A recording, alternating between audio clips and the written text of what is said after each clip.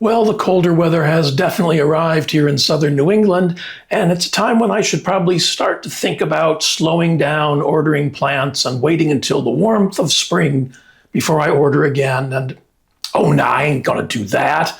So join me with a tasty beverage of your choice close to hand while we take a look at a small haul. New plants in the plant room.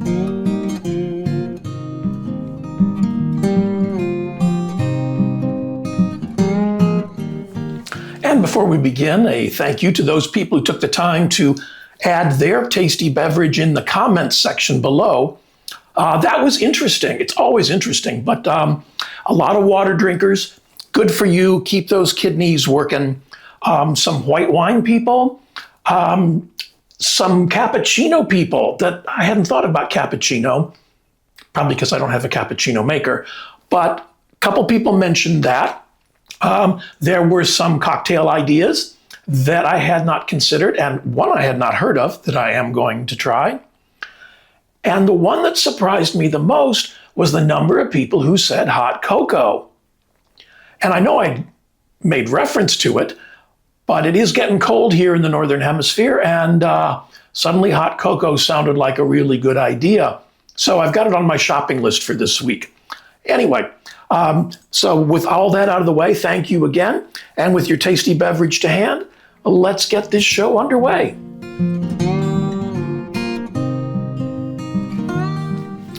And the first new plant up today is this Hoya engleriana. Now, Hoya engleriana is native to Cambodia, Laos, Thailand, and Vietnam. And there's a note on the herbarium sheet that says Siam, so it may have been discovered by a Westerner in Thailand. It was first published in 1907 in, bear with me, Notizblatt des Königlichen Botanischen Gartens und Museums zu Berlin by Karl Kurt Hoseus. And I'd seen this plant around a couple times. And I finally thought, let's give it a try. It's got beautiful, beautiful little leaves. There we go. They're quite nice, very pretty. I thought at first trailing, but as I look at it and as I do that, I think this could look very nice climbing. And it also solves a real estate issue for me. So I think once this has settled in, I'm going to put it on a trellis. This one came, when I repotted into pond and self-watering, there were 4 cuttings in the pot. I was very thrilled with that. And in the time it's been here, there is new growth. Let's see if I can get that done. On the end of every single one of the vines. So that's very, very cool. I was excited about that. It had each one of the clippings had a decent little root system on it. And it came in a very pond-like mixture. I don't know whether it was generic pond or brand name pond or something, but yeah, I liked the mix it was in. So I think it's going to be a fairly easy transfer. The only thing I've heard about this one is that it likes its moisture. It doesn't want to dry out, which makes perfect sense. The leaves they're firm. They're slightly cupped across the 2 parts. There's that recessed central rib. It's rather nice looking. So I'm kind of excited about this. I think this is going to be a neat addition to the collection. I'm just kind of like looking at it, imagining it climbing up a trellis. And I think that's going to work really well for me. This one came from Hoya Treasures from their website, and this is Hoya engleriana.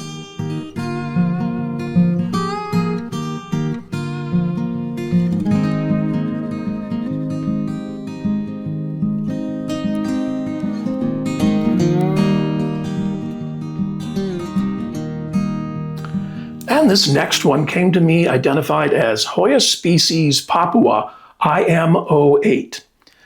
Now, this is native to and endemic to Papua New Guinea, And the IM in the accession number refers to Imran La, and he's from Indonesia. And this is just a really, really cute little Hoya. And this is not my first one. The first one gave his life to let me know that the flat mites had had a bit of a resurgence because they wiped that thing out in days. So we got right on the stick and we treated everybody in his immediate vicinity and ordered another one. And this one came in a nice loose mix, trying not to pour it into my tasty beverage, which I actually like. I love, this is something similar to what I use, so we're all kinds of okay with that. That looks like some lava rock and pumice, and maybe bits of zeolite. So it's some form of a ponish mixture. This is very cool. Doug Chamberlain says this is one of his all-time favorite Hoyas because his grew like crazy for him. And this is absolutely going to go on a trellis. The first one I had did very, very well on a trellis, and until the little mite demons, creatures from hell, arrived, it was doing fine. I think I have a picture of what this one looked like when it first arrived, and it pretty much looked like that. And perhaps now you're catching on to why I put the word small in quotes in the title of this video. There's kind of a theme going on here. So until the very end.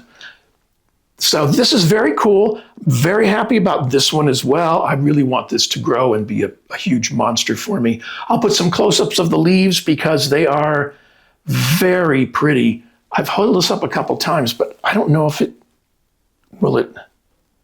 Yeah, you can see there's some slightly raised veins on those leaves. And it's a very pretty little Hoya. So yeah, happy this was here. This one also came from Hoya Treasures from their website. And this is Hoya species Papua IM08.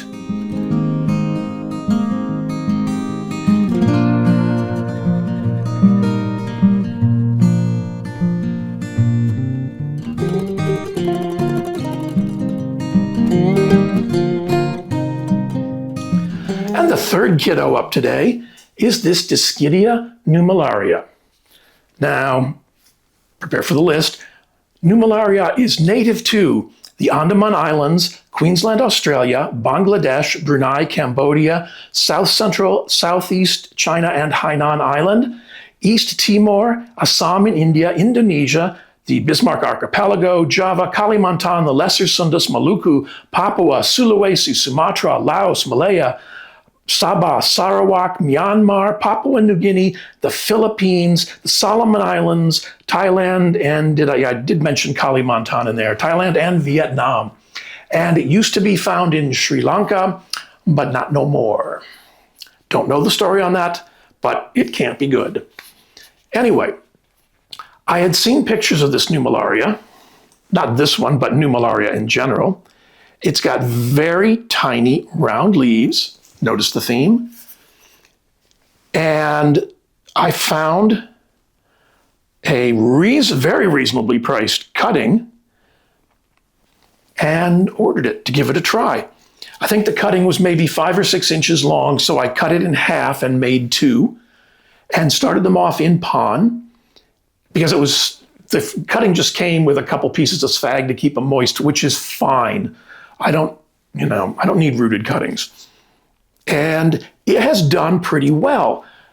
It was in here in the pond in a little cup for about 2 weeks. I think I have pictures over here of what it looked like when I first put it to root. And when I moved it here to pond and self-watering, it had nice little roots going on. So I figured I'm going to do it now, get it here, and then I don't have to mess with it for a while. So that was the plan. The leaves are almost domed. I'll put some close-ups on the side here, but they're fairly flat on the back and have a slight dome to them. They feel, they're tiny, but they feel thick, and no apparent veins or ribbing or anything on the top. And it's got aerial roots at almost every single node. Probably because it was in the magic cookie jar and it was really nice and warm and humid in there. So yeah, information about this. I haven't told you that. This was first published in 1810 in Prodromus Florae Novae Hollandi et Insulae van Diemen. And I know what some of those words mean, and I had to look up a few others. So Prodromus is an introductory work. And Florae is the flora. Novae Hollandi is New Holland, which during colonial days, that's how they referred to that whole bunch of islands down there that Holland thought was theirs. And Insulae van Diemen is Van Diemen Island, which I think is Tasmania. The old name for Tasmania was Van Diemen's Land. So I'm not sure how that all works, but it was published by Robert Brown, and his notes on the herbarium, or the notes on the herbarium sheets, refer to India, Malaya, and Australia. So perhaps he did get around and toured that whole area, and this was one of the things that he told Westerners about. I'm sure the people that lived there were quite familiar with them. Anyway, this has done really well so far. It reminds me a bit of my russifolia, just with those tiny little leaves. The russifolia leaves, the Dischidia russifolia, they're kind of heart-shaped, and I would, it's been blooming, and there's a mess of spent buds on the floor. I would hold it up and show it to you, but it's turned into a huge beast, and I didn't think ahead and prepare that. But I think this would look really cool if it turns into that. I'm going to let this one trail, although, I don't know. I'm going to let it trail. It's trying to escape again. So that's where it stands with this one. I'm really glad it came. The good cutting came from Sunshine State Foliage on Etsy, and this is Dischidia russifolia. No, it's not. It's Dischidia nummularia.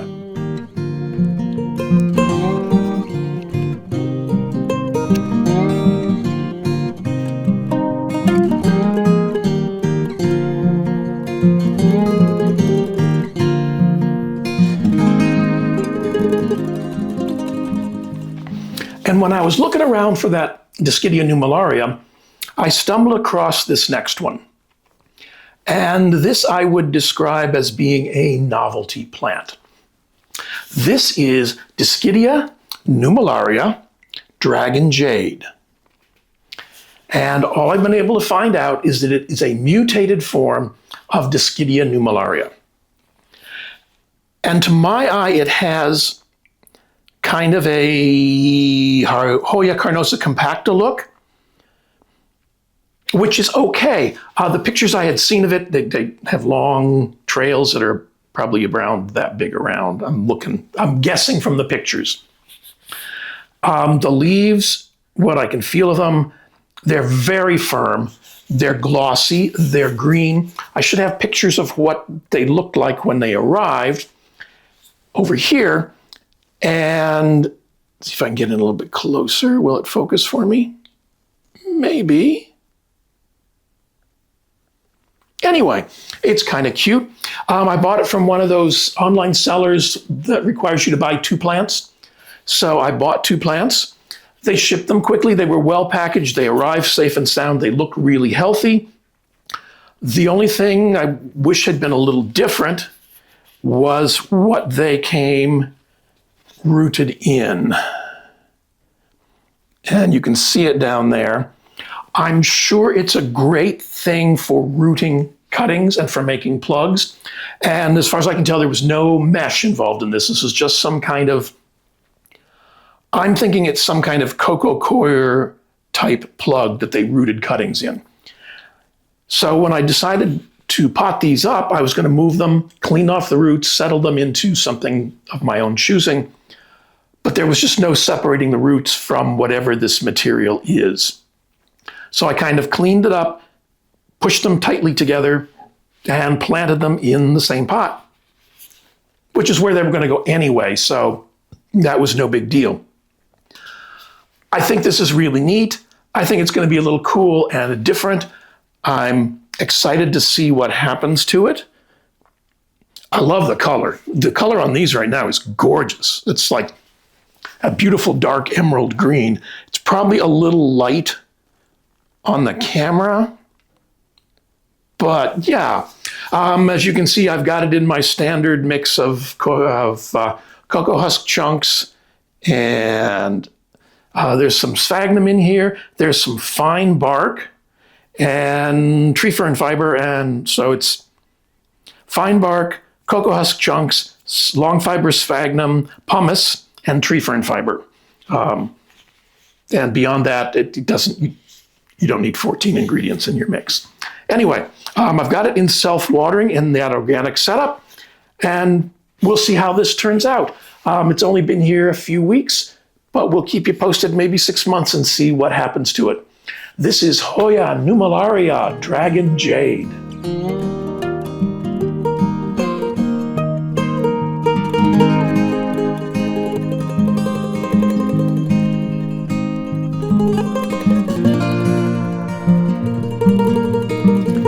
And the next up today is this Dischidia astephana.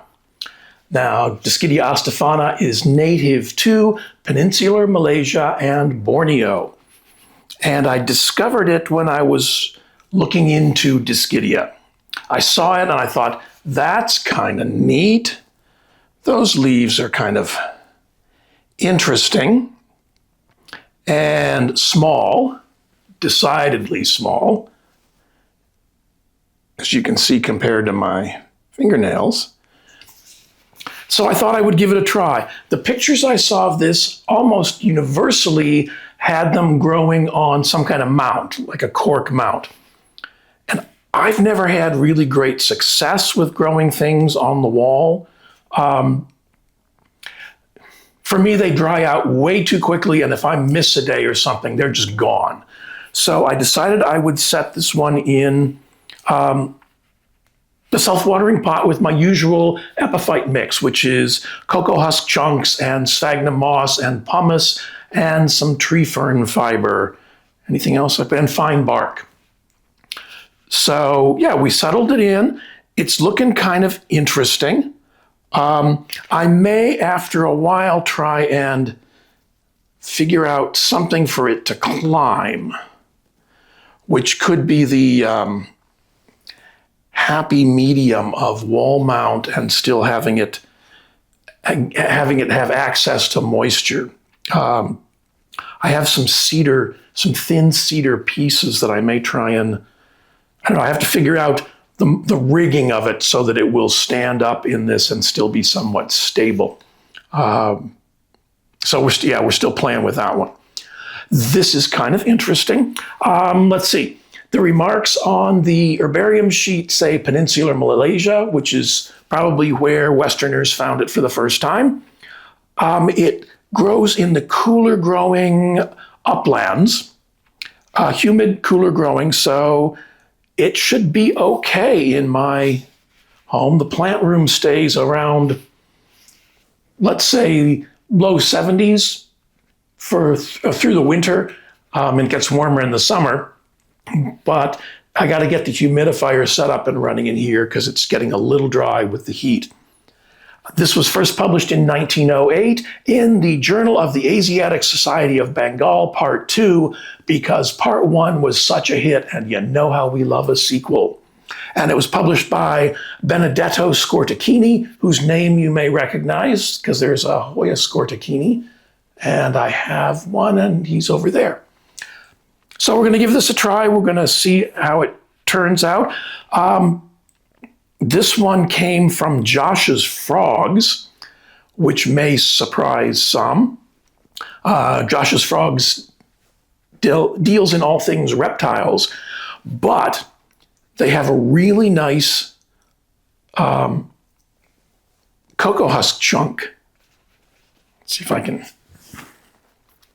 That's nice, small pieces that aren't all ratty and shaggy, and I rather like them.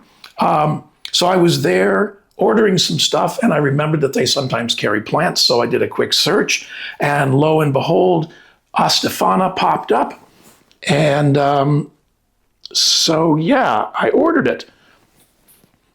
And it was a nice little clump of cuttings, basically rooted, and it came in a really nice mix. They sell plants like this for terrariums so that your frogs and other small critters have things to climb upon and look at. So yeah, this is going to be cool. It's going to be rather interesting. The leaves are very small. They are firm. Slightly, well, some of them are slightly cupped one way and then the other. It depends upon the leaf itself, I guess, and what it can grab onto. I have a picture of what it looked like when it first arrived, and it was pretty much like this, just in a smaller pot. So let's see what happens with this one. This one again came from Josh's Frogs, and this is Dischidia astephana.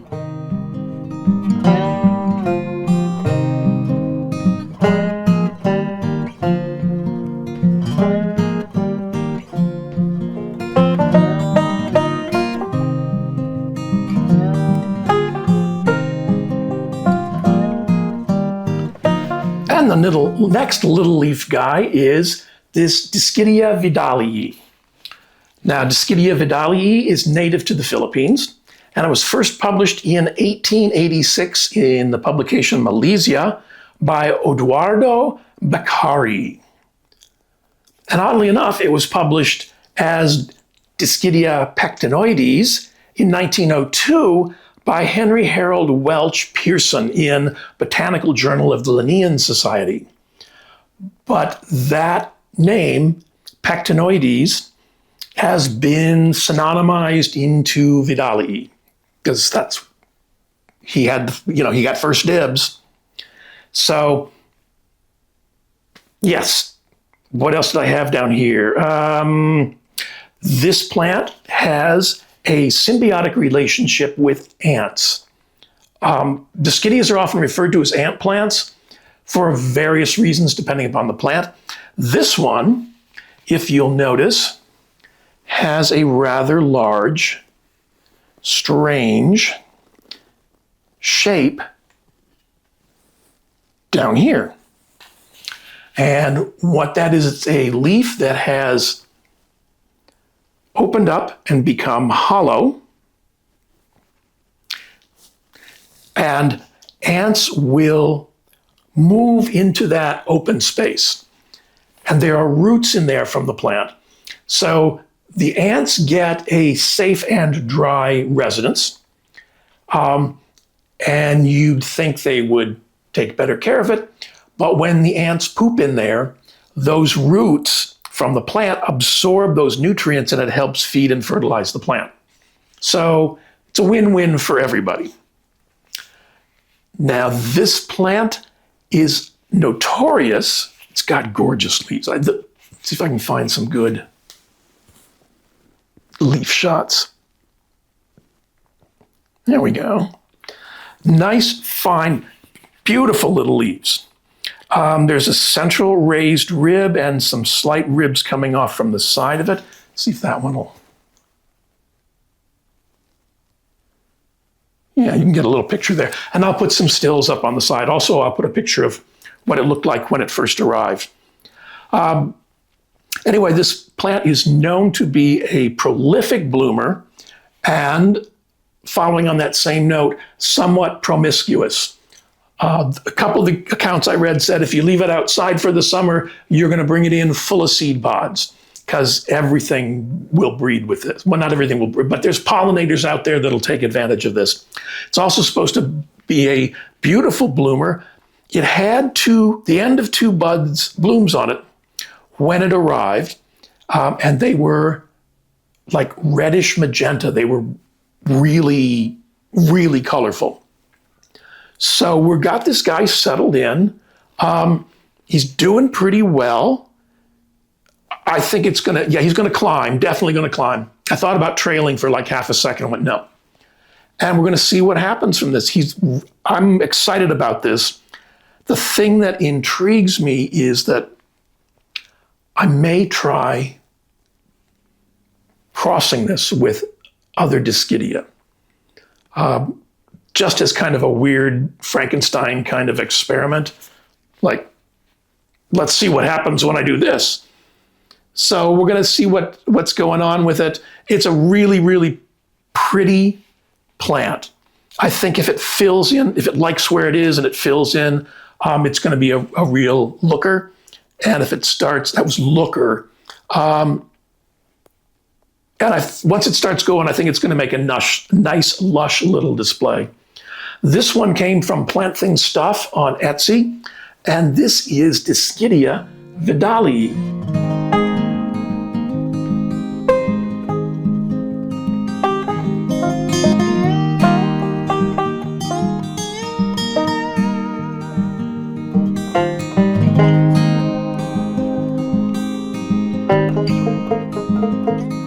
And the next one up is not new to the plant room, but it's blooming. So you get to see the blooms. I really get along well with epiphytes. And this little monster here is my Zygopetalum orchid. And as I said, it's blooming again. And those are just beautiful blooms. I'll put some more stills.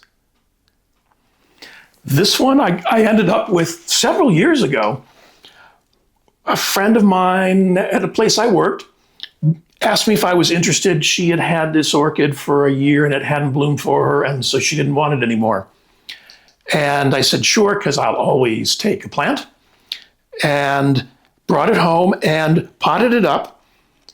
And it was years before it bloomed for me. It grew. I mean, it's clearly something of a monster plant. I'm trying to keep it out of the tasty beverage. But recently, in the last year or two, I think I found the spot and the conditions that it really likes. And it's blooming now every, I'm going to say, 4 to 6 months. It'll start blooming again. I don't seem to do terribly well with aeroids, other than Monstera adansonii, which is like the only Monstera I can grow. Well, that and Siltepecana, I can grow those too. But Deliciosa and Rhaphidophora tetrasperma, which I'm not taking any credit for that because I think that pretty much grows for everyone. Here it grows like, it's almost a nightmare, but it's fun. So I don't do well with aeroids, but epiphytes, Hoya, Dischidia, orchids, Ripsalis, epiphyllum, I do well with those. Everybody seems to find their genus, the one that works with them, that they understand. Like I can't grow succulents, not to save my life. I can grow lithops and I can grow Haworthia. And if it's not one of those two, it's not gonna last long here. I try, I really do. But epiphytes, we get along really well. So I've just ordered more orchids. So you'll see some neat stuff soon in the future. But I wanted to share this bloom with you because this has been, having waited so long to see it in bloom, every time it blooms, it's just special. This is Zygopetalum. And if any of you orchid people know which Zygopetalum this one is, because all it came with was a tag that said Zygopetalum, that'd be really cool. I'd appreciate it. Thanks.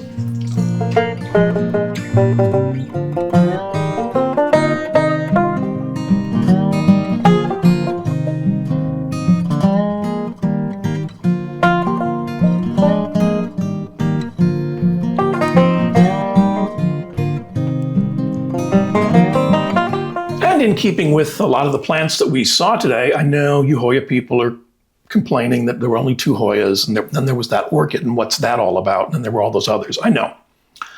But Dischidia and Hoya are family. They're cousins. A couple weeks ago, I did that video about my Dischidia, the ones I had then.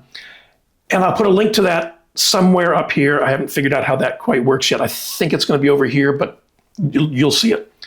And so you can learn about Dischidia and how they are related to Hoyas and see some other examples of them. So the question for this week is, do you have any Dischidia? And if you do, which ones do you have? And are they ones that I should look for?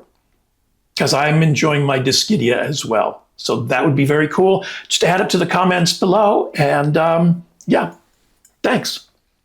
And as always, I want to thank you for choosing to spend a little bit of your time with me this week's end.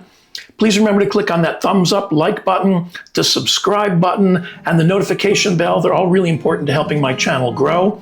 And the notification bell means you'll get a reminder of when I post new videos, which is usually Friday afternoon Eastern time in the US at about 4:30. A lot of the products that you've seen me use in this video are available through my Amazon storefront, and there's a link in the description below. If you'd like to help support my Hoya and or Dischidia habit, in addition to your own, you can click on the link in the description to my Buy Me a Coffee page. That would be very much appreciated. Or there should be a thanks button down here somewhere, and you can also send some cash my way, and YouTube handles all that.